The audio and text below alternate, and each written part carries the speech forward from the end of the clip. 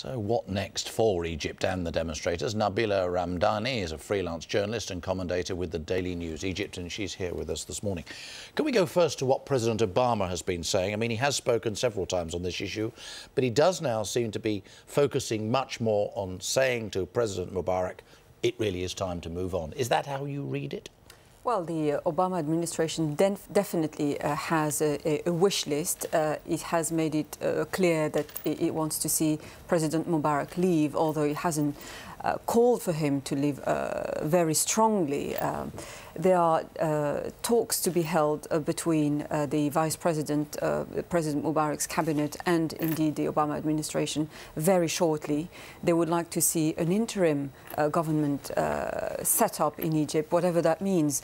And it's not good enough for the Egyptians, certainly, because that means that they will have to wait until September for the presidential elections. Now, the Egyptians do not trust President Mubarak.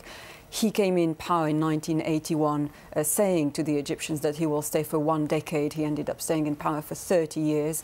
6 years ago, he promised to end the state of emergency. He didn't put an end to it. So there are several reasons why the Egyptians do not trust President Mubarak. But you take the point that our correspondent was making, that for many Egyptians, just getting on with life is important, getting paid, you know, getting food and doing all the normal things of life. Very much so, and that's the very reason why all these demonstrations started in the first place. 40% of the Egyptian population lives below the poverty line with less than $2 per day.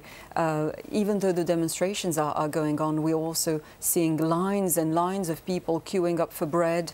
Petrol is not available anymore.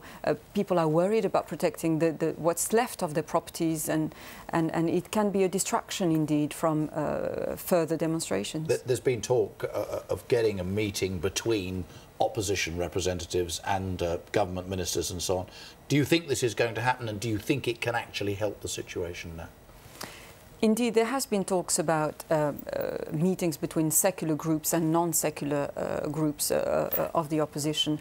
I think what the Egyptians would like to see happen immediately is for President Mubarak to step down, and then they'll take it from there, and they will take charge of their country's future within a democratic framework of elections. I don't think they would like to hear anything else for now.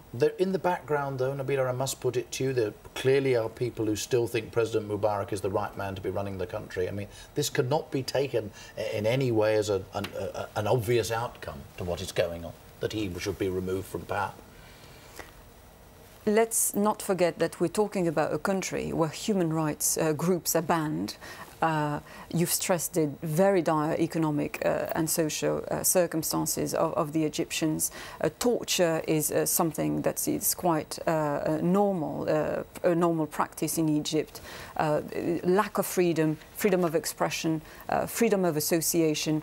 I think Egyptians feel it's time for them to be respected as human beings and deserve to have a democratic country as well. Nabila Ramdani, thank you very much indeed.